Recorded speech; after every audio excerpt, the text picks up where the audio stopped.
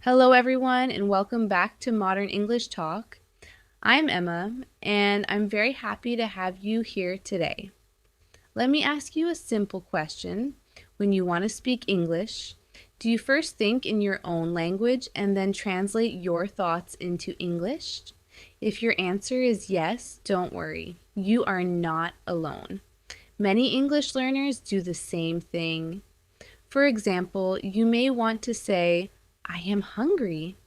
But before you say it in English, you may first think about the sentence in your native language.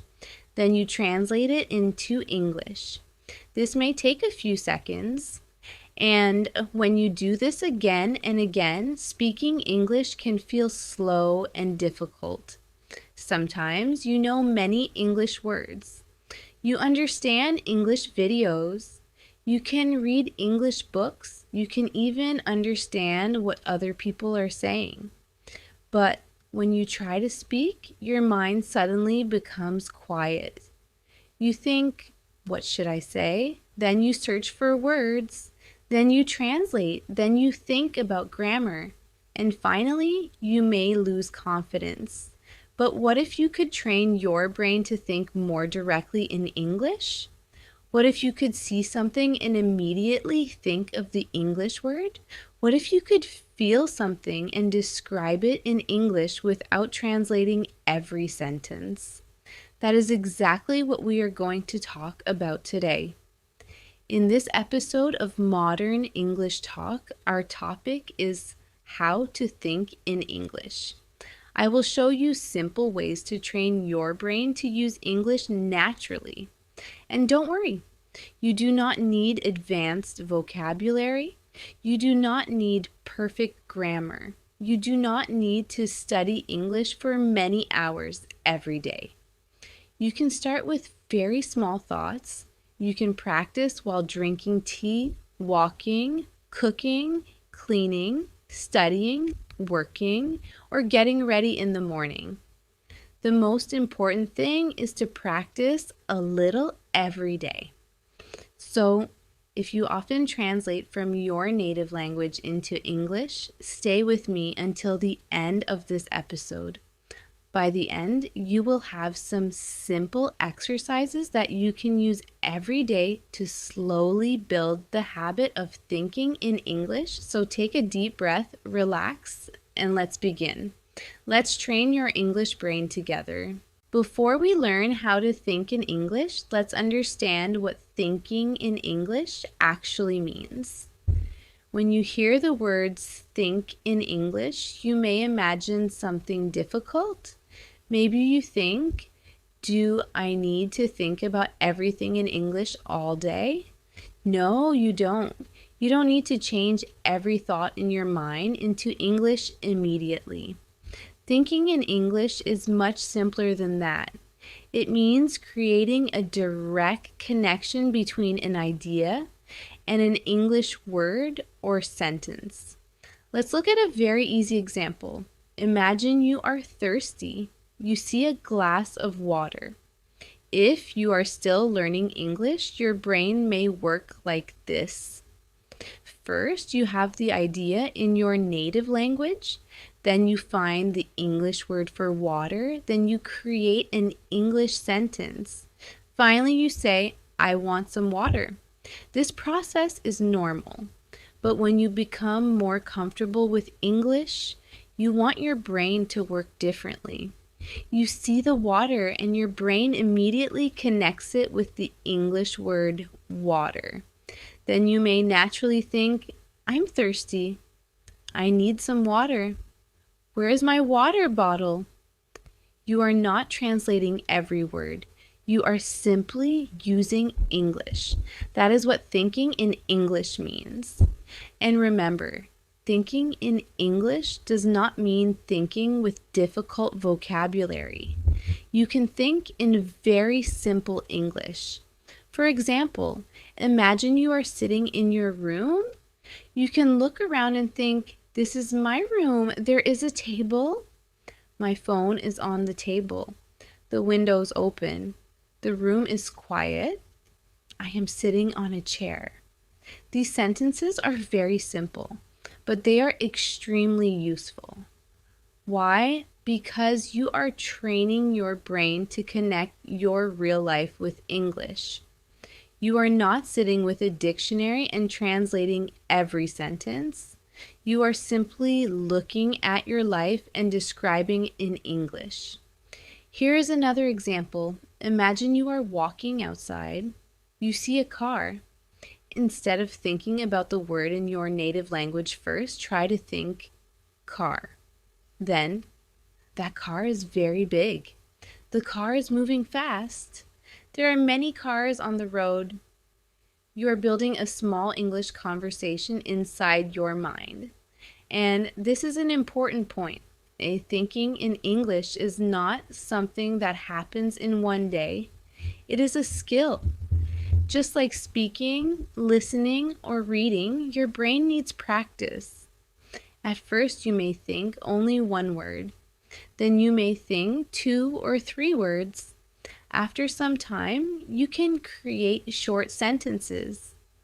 Later, you can think about your plans, your opinions, your feelings, and even complete conversations in English. So, don't expect yourself to suddenly think in English for an entire day. Start small. For example, when you wake up in the morning, think, "Good morning. I'm awake. I'm still tired. I need to get up." Then when you get out of bed, "I need to brush my teeth. I need to wash my face. I'm going to make breakfast."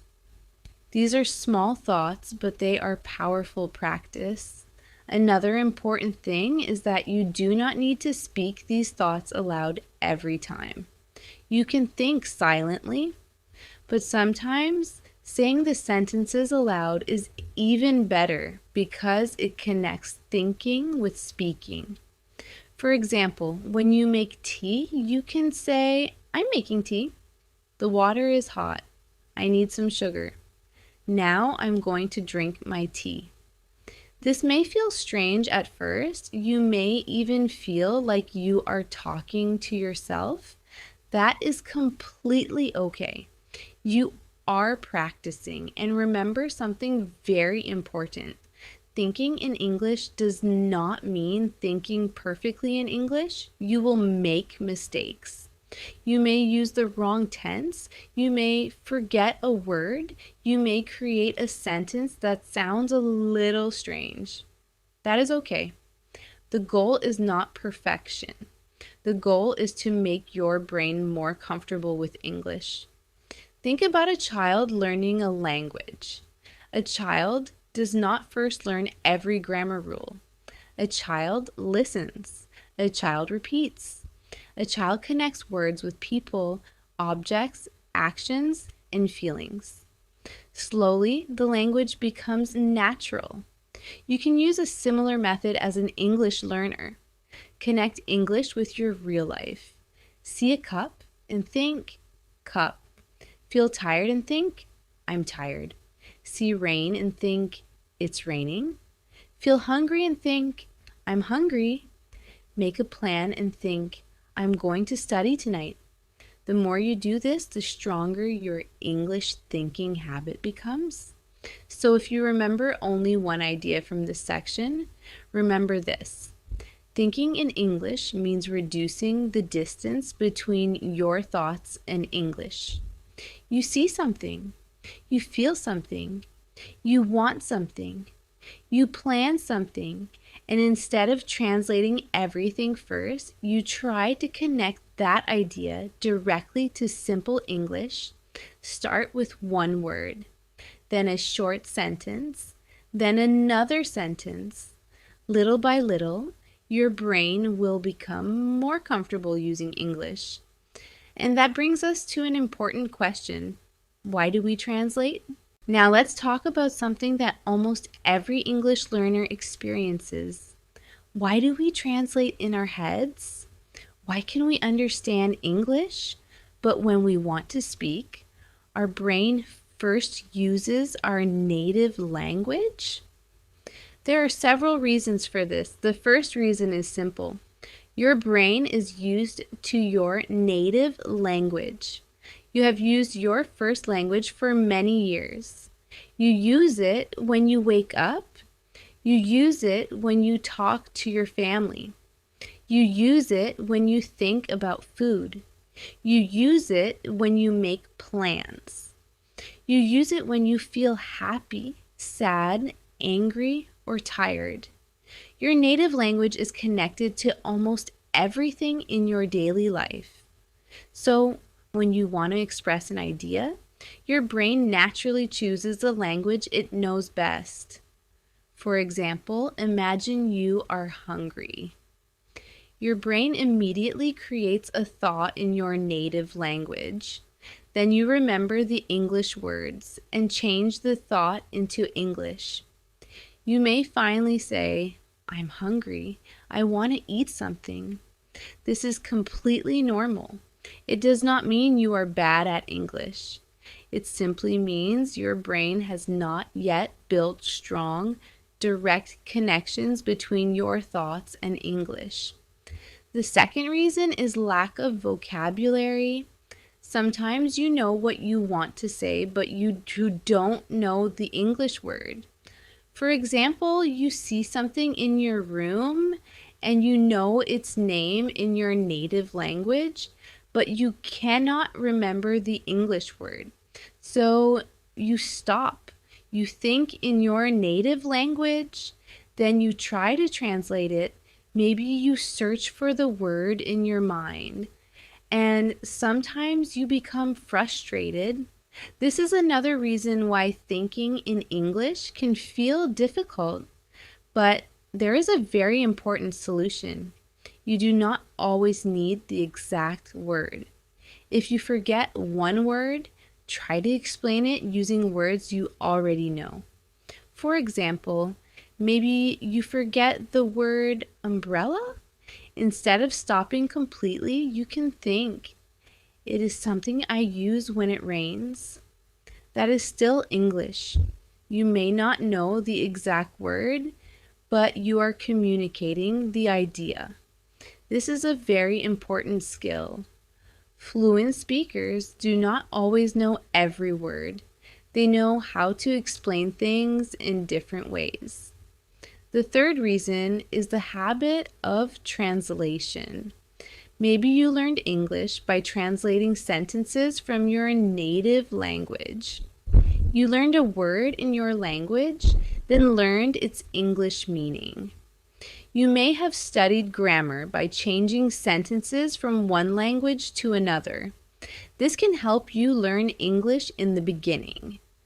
But if you translate every sentence forever, speaking can become slow. Imagine someone asks you, "What are you doing?" You understand the question, but instead of answering immediately, you first think in your native language.